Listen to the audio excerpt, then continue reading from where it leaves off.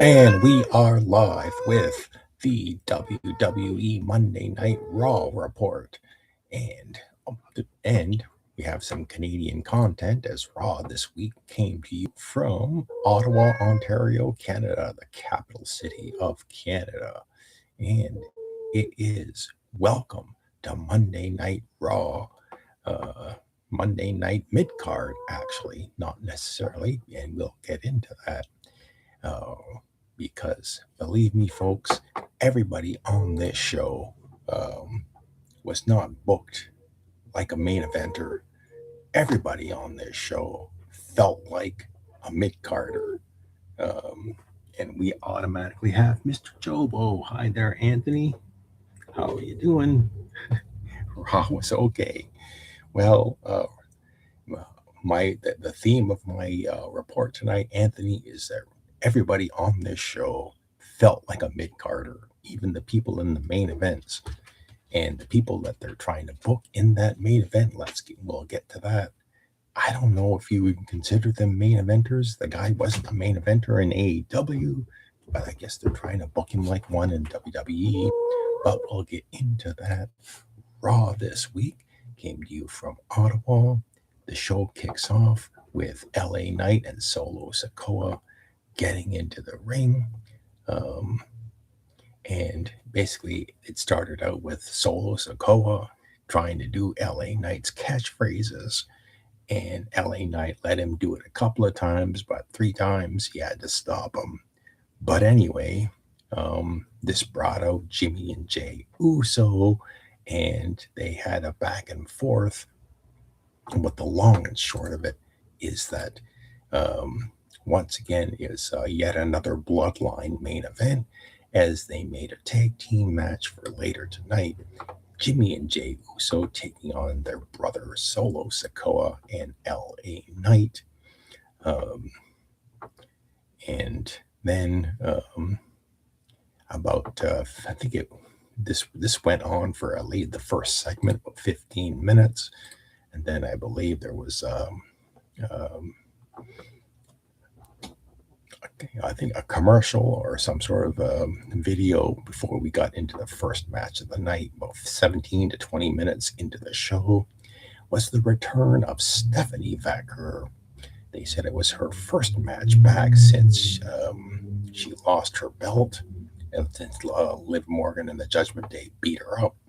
And she takes on Roxanne Perez, and Roxanne Perez does indeed have Liv Morgan and Raquel Rodriguez in her corner. Once again, Stephanie Vacker did manage to get her Devil's Kiss, and that got a good pop from the crowd. She was actually pretty good. Liv Morgan and Raquel Rodriguez tried to interfere in the match, with Raquel running interference on the referee, while Liv Morgan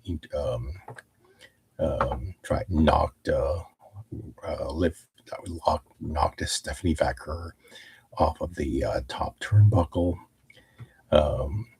But Stephanie Vacker eventually, when the referee got back in the action,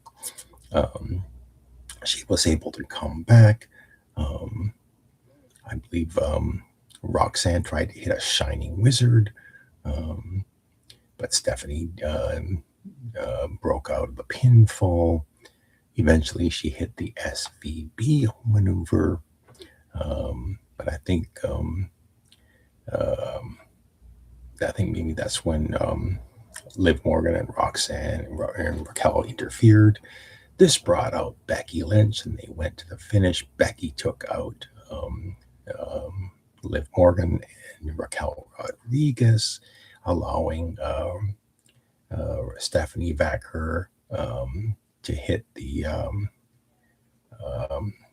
a code breaker like move. Anyway, she pins Roxanne Perez and wins the match.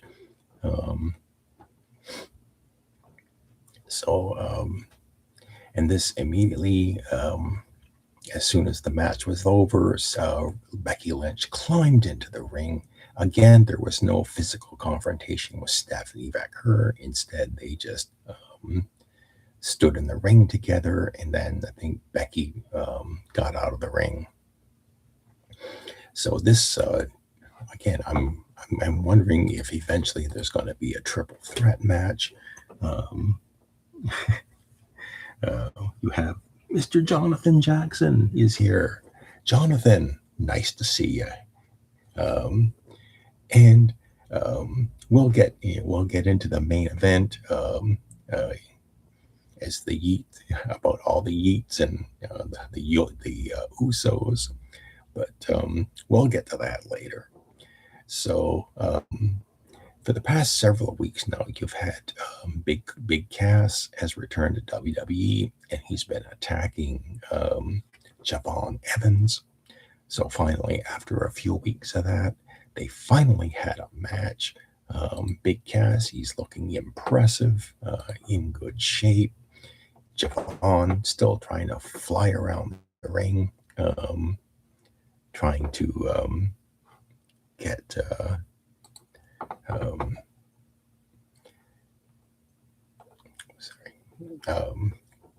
get the. He actually did put up a good fight against Big Cass. I think.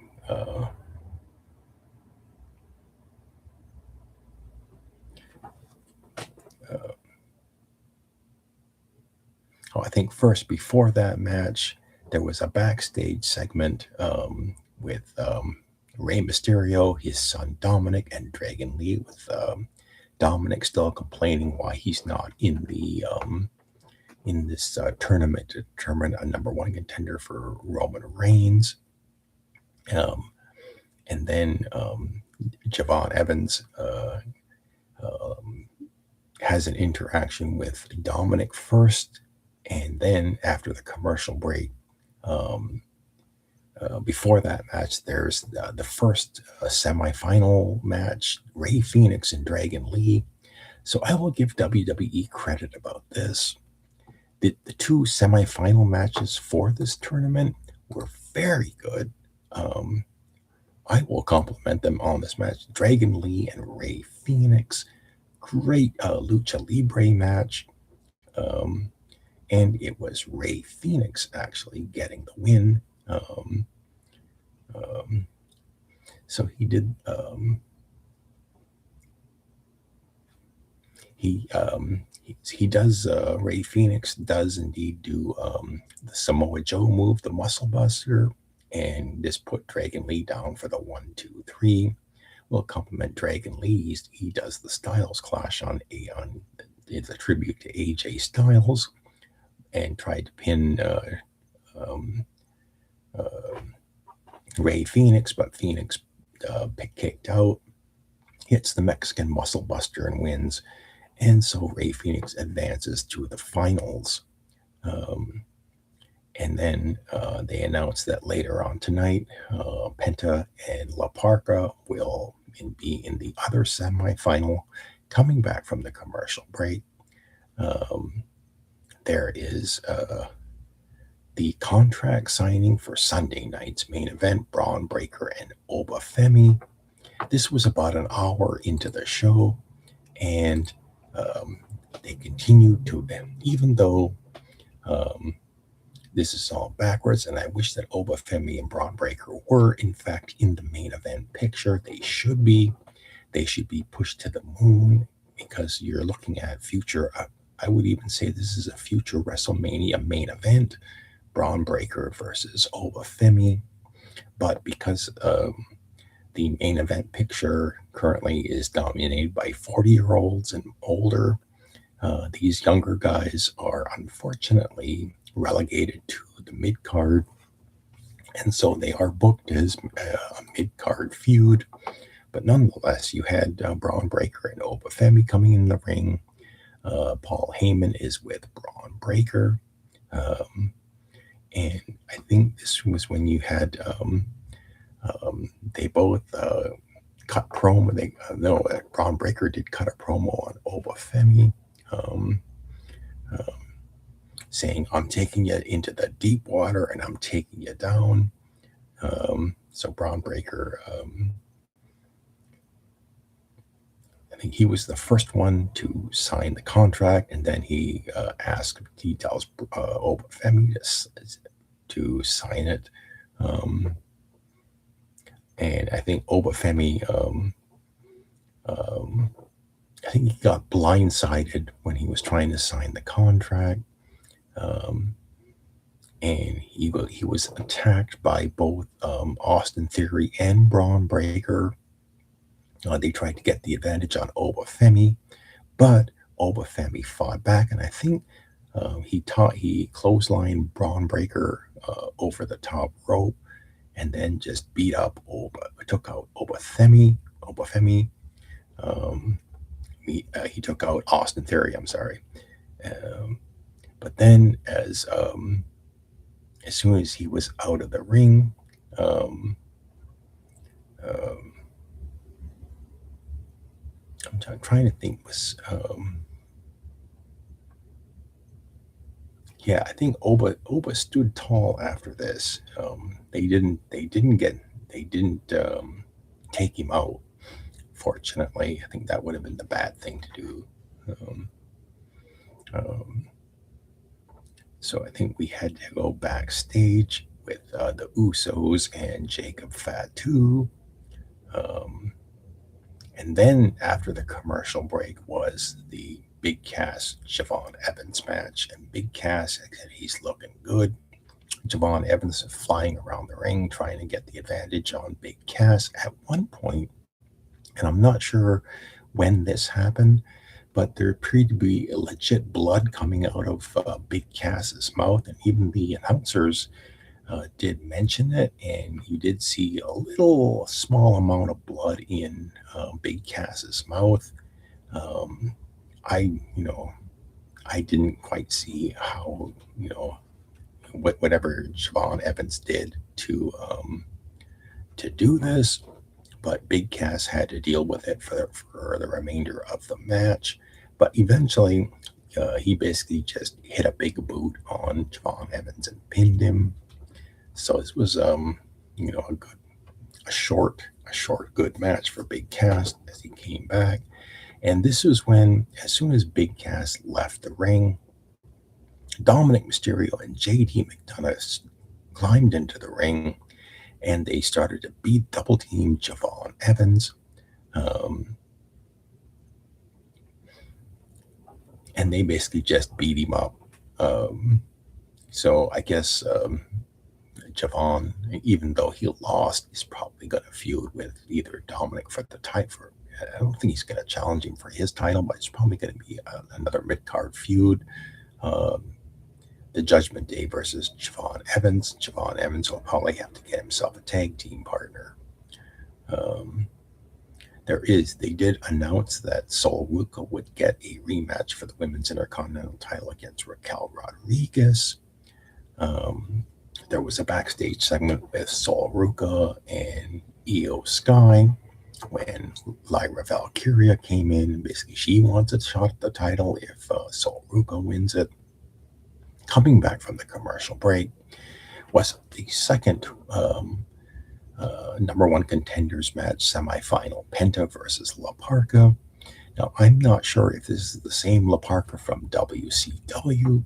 I remember when I used to watch WCW that La Parka was always an entertaining guy, and I wasn't sure if this was the same guy all these years later, or whether it's a different guy under the mask.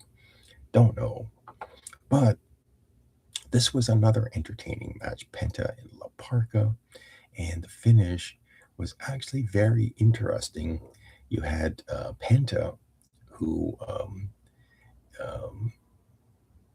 he did a springboard Mexican destroyer. This was something to see. You got to have the timing down right, but he did it. He went onto the ropes, sprung off the ropes, jumped over La Parka, and did the Mexican destroyer and pinned him 1, 2, 3. Very good finish.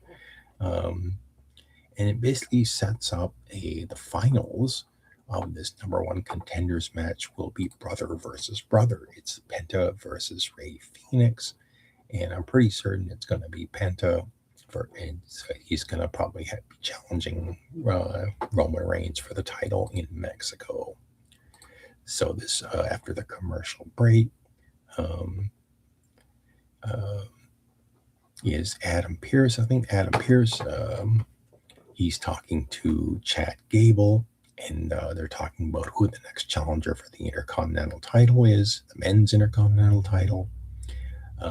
Ethan Page comes out, and he basically says he should challenge Chad Gable for the next for the next challenger instead of what he called washed up Hall of Famers, basically making a reference to Rey Mysterio. But Chad Gable, I think he brings up the fact that Ethan Page tapped out to him in the Gauntlet match a while back, and that and he basically says, you shouldn't get the championship match. So we'll see whether or not this builds to something or nothing at all for that matter. But it probably will be something later on. They promote next week on Raw. It'll be Sol Ruka versus Raquel Rodriguez and Penta versus Rey Fenix. And they announced that Roman Reigns will return to Raw. So there's a recap of Stephanie Vaquer defeating Roxanne Perez. And then after the commercial break is the main event of the night. It's Jimmy and Jey Uso versus Solo Sikoa and LA Knight. Now, as I said earlier, this entire Raw, even though this was the main event, even though this is yet another Bloodline main event match, everybody on this show, it just seemed like everybody on this show was a mid-carder. It just seemed like, nobody felt like a legit main eventer. And even though Jey Uso used to be the world heavyweight champion, they're trying to book Solo Sikoa as a super over babyface, but I'm just not into it. LA Knight, I don't know what it is about LA Knight. I mean, he's been in the main event picture, but there's just something missing in him. And so this match was your standard Bloodline match. You had LA Knight trying to hit the BFT, blunt force trauma, on one of the Usos, but he couldn't get it done. At no time did Solo Sikoa land a Samoan spike on anybody. But nonetheless,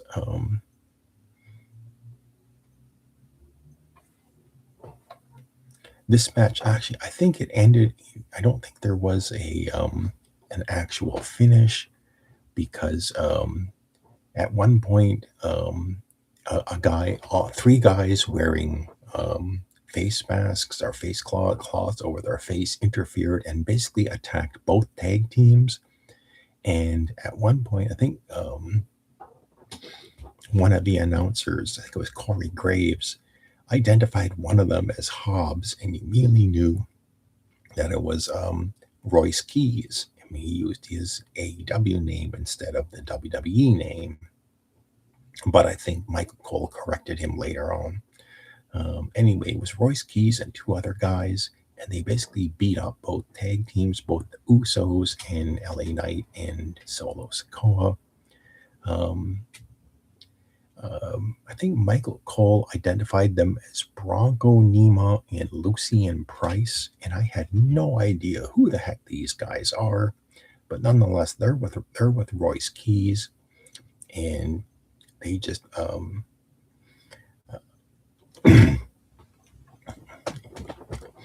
were booked very strong, and I think at one point they did almost I think they did lay, was it Jimmy Uso? They laid him out on the announce table.